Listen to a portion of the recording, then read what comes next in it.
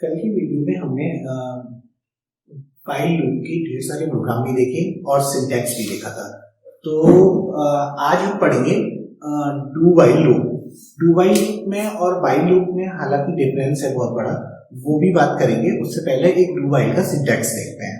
देखो do while का syntax कैसे बनता है। पहले लिखते हैं डू कीवर्ड और फिर उसके बाद में block of statements, then while keyword again, और व्हाइल के अंदर फिर लिखी जाती है कंडीशन। आप एक चीज देख पा रहे हैं कि व्हाइल में और डू व्हाइल में एक सिमिलरिटी मिल रही है। क्या इसमें भी कंडीशन की जरूरत होती है, उसमें भी सिर्फ कंडीशन की जरूरत होती है। ना इनिशियलाइजेशन की ना इंक्रीमेंट की, दोनों की जरूरत सिर्फ फॉर में होती है, इन दोनों में नहीं होती। तो इसको तो कहा जा सकता है कि दोनों सिमिलर हैं। बट डू व्हाइल और व्हाइल में मैं फर्क बताऊंगा, उससे पहले एक इसका छोटा सा प्रोग्राम इसके सिंटैक्स को एग्जीक्यूट करने के बाद में चला के दिखाते हैं। देखो जब ये ऊपर से कंट्रोल आता है तो do does not matter for first time, पहली बार में तो डू का कोई मतलब ही नहीं होता और ये चलता हुआ चला जाता है। अब एक क्वेश्चन अराइज होता है कि डू फिर लगाया क्यों गया। डू लगाने का अपना एक कारण है। देखो जब ये पहली बार में स्टेटमेंट्स का ब्लॉक जो है ये एग्जीक्यूट हो जाता है तो क्या होता है, उसके बाद इट चेक्स द कंडीशन, और कंडीशन ट्रू हो जाए, कंडीशन की वैल्यू अगर ट्रू हो जाए इट गोज टू डू। अब ट्रू मैटर करेगा, यानी कि डू की जरूरत पड़ेगी काय के लिए, इसलिए क्योंकि कंडीशन के ट्रू होने पे ये कहां जाए, ये जाएगा गो टू डू, मतलब डू पे जाए और फिर ब्लॉक ऑफ स्टेटमेंट्स को चलाए और फिर कंडीशन चेक करने आए। जब तक कंडीशन की वैल्यू ट्रू रहेगी ये कभी भी बाहर नहीं आएगा और डू पे जाके फिर दोबारा से एग्जीक्यूट कर। इसे एक यूजर कंट्रोल लूप भी कहा जा सकता है। उसका कारण क्योंकि यूजर के द्वारा मांगी गई चॉइस के ऊपर ये कंडीशन ट्रू और फॉल्स होती है। इसका एग्जांपल भी हम डेमोन्स्ट्रेशन में देंगे। अब क्या है कि अगर ये कंडीशन फॉल्स हो जाती तो it comes out from the block of statement, यानी कि ब्लॉक को फिर ये चलने नहीं देता।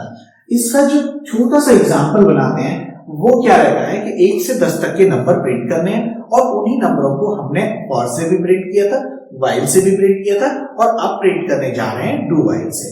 देखो आई की वैल्यू अगर शुरू में 1 सेट की जाए और फिर डू लिखा जाए, डू और फिर प्रिंट एफ और लिखा जाए परसेंटेज डी और फिर आई, और आई को फिर प्लस प्लस किया जाए और उसके बाद वाइल लगाया जाए, आई लेस देन इक्वल टू 10।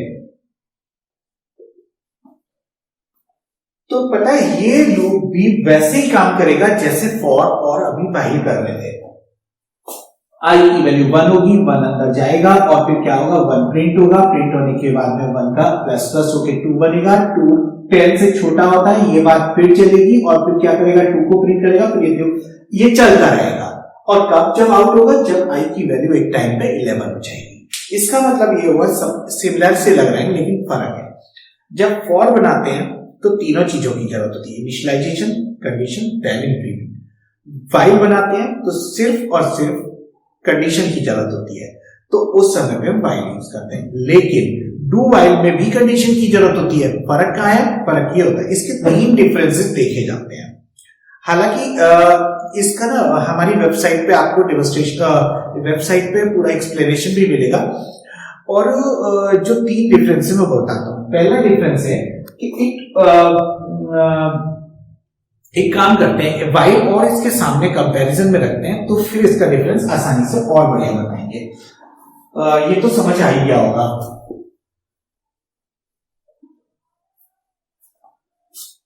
इसी प्रोग्राम को अगर व्हाइल से बनाया गया था तो हमने i इक्वल टू 1 लिखा था और फिर व्हाइल लिखा था i less than equal to 10, फिर लिखा था प्रिंटफ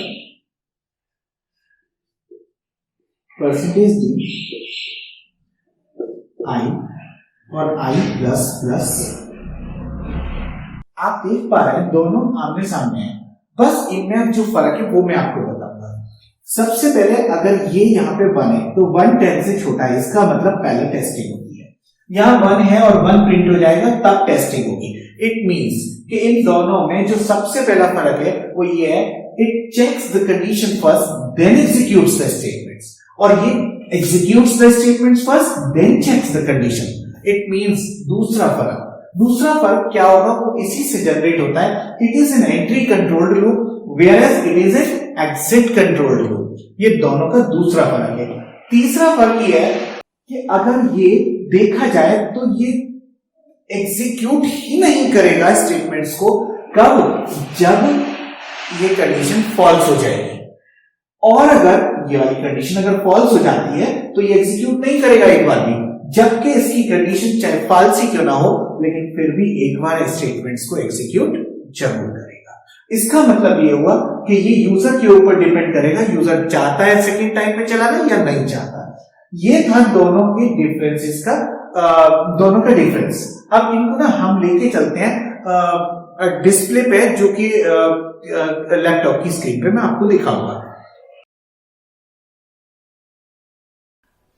अभी बोर्ड पे हमने डू वाइल लूप का सिंटेक्स और उसका एक छोटा सा एग्जांपल देखा। एग्जांपल में था 1 से लेकर 10 तक के नंबर प्रिंट करने, वही जो हमने वाइल से बनाया, वही जो हमने फॉर से बनाया, मतलब तीनों को अलग अलग रख दिया। अब क्वेश्चन ये है कि वाइल से बनाया तो क्या आया और डू वाइल से बनाया तो क्या आया, ये देखना है। तो तीनों का आउटपुट तो बिल्कुल एक जैसा आता है। सबसे पहले आई की वैल्यू 1 रखी, मैंने बोर्ड पे दिखाई आपको। डू के अंदर मैंने आई को प्रिंट किया और फिर आई को प्लस प्लस किया, फिर आई को चेक किया। मतलब सबसे पहले ऊपर से नीचे की साइड आया और उसने क्या किया, आई को प्रिंट किया जो कि 1 था। 1 फिर 2 हुआ इंक्रीमेंट के साथ में, और 2 पे क्या हुआ कि 2 10 से छोटा चेक हुआ और फिर दोबारा से जाके उसने उसको प्रिंट किया। तो मेरा कहने का मतलब यह है कि अगर इस लूप को भी चलाओगे तो आउटपुट एकदम वैसे ही आएगा जैसे अभी आ रहा था। 1 to 10 प्रिंट हो गया, ठीक है, स्क्रीन पे आपको दिख रहा है। बट मेरा मानना है कि वाइल लूप को, डू वाइल लूप को और फॉर लूप को सबको अलग अलग जगह यूज किया जाता है। जैसे कि हमने देखा फॉर में तीनों चीजों की, यानी कि कंडीशन, इंक्रीमेंट, इनिशियलाइजेशन की जरूरत थी। वाइल में सिर्फ कंडीशन की जरूरत थी, डू वाइल में सिर्फ कंडीशन की जरूरत है। बट इसमें अगर हम इंक्रीमेंट और इनिशियलाइजेशन भी लगाएंगे तो मेरा मानना है कि ये प्रोग्राम बहुत अच्छा प्रोग्राम नहीं कहा जाएगा। फिर उसको हम करते क्या है, हमें क्या करना है कि डू वाइल को यूजर कंट्रोल लूप की तरह से यूज करना है। यूजर क्या करेगा, खुद से कंट्रोल कर सकेगा, इसलिए हम इसको क्या करते हैं, यूजर कंट्रोल लूप कहते हैं। कैसे करेंगे, आउटपुट इसका तो तुम देख चुके हो, लेकिन मैं जो आप दिखाने जा रहा हूं वो आपको बेस्ट प्रोग्राम लगेगा डू वाइल का। देखो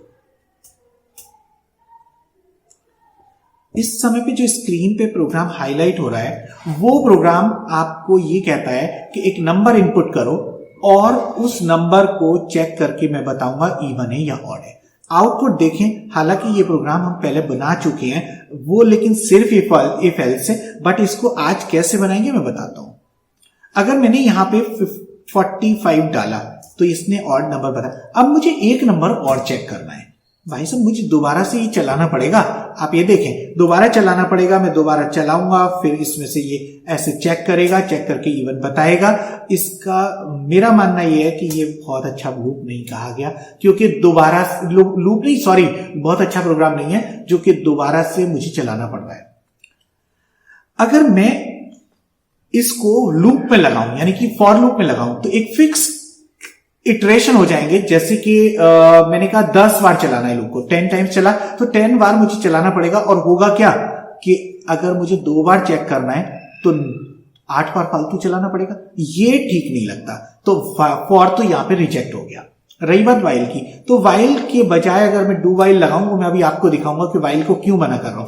डू वाइल लगाऊं तो ये एक अल्टीमेट यूजर कंट्रोल लूप बनेगा। देखो कैसे, इसको क्या करते हैं, जो पार्ट मुझे बार बार चलाना है डू में डालता हूं,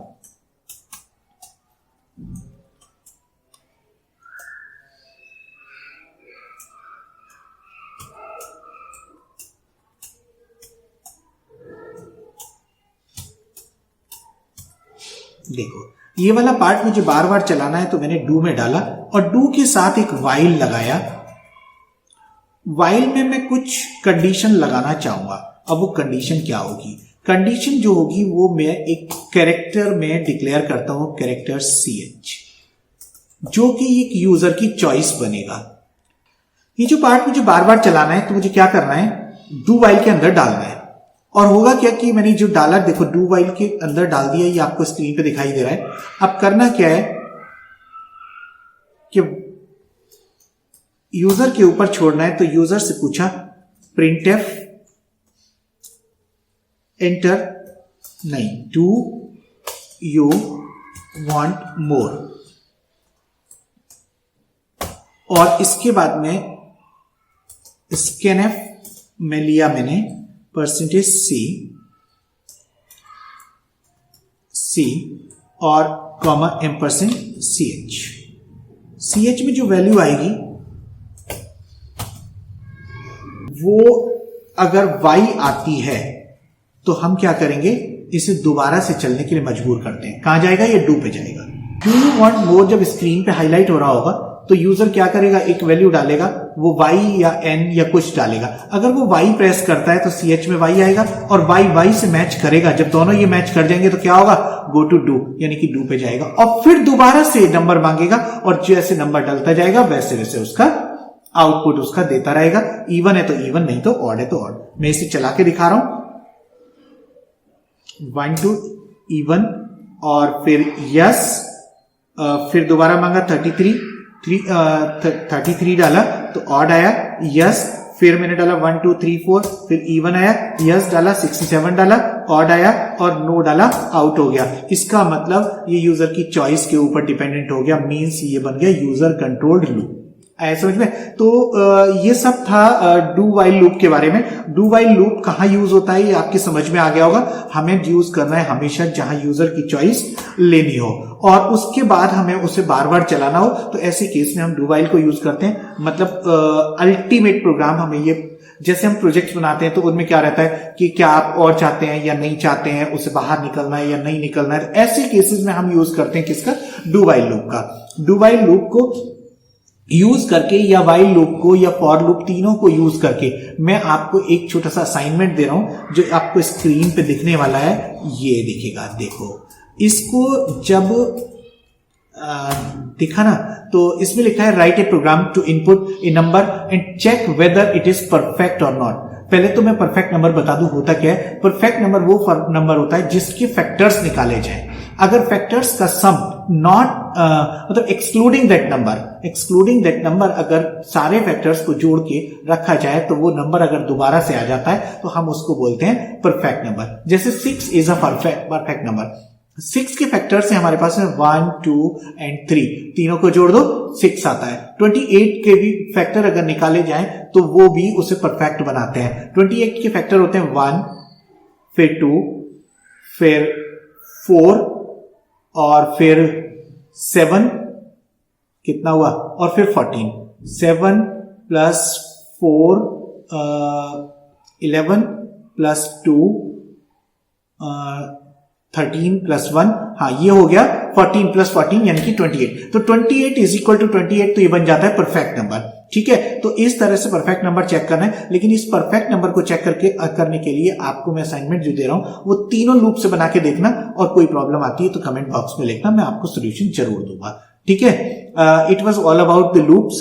अब नेक्स्ट लेक्चर जो मेरा आएगा वो आएगा नेस्टिंग ऑफ लूप पे, यानी कि लूप की भी नेस्टिंग की जाएगी, जिसमें लूप इनसाइड लूप, जैसे लीफ के अंदर इफ बनाया तो नेस्टिंग ऑफ फॉर लूप था, और नेस्टिंग ऑफ इफ था, ऐसे नेस्टिंग ऑफ लूप आएगा। वो मैं आपको सिखाऊंगा अगले लेक्चर में। Okay, all the best students.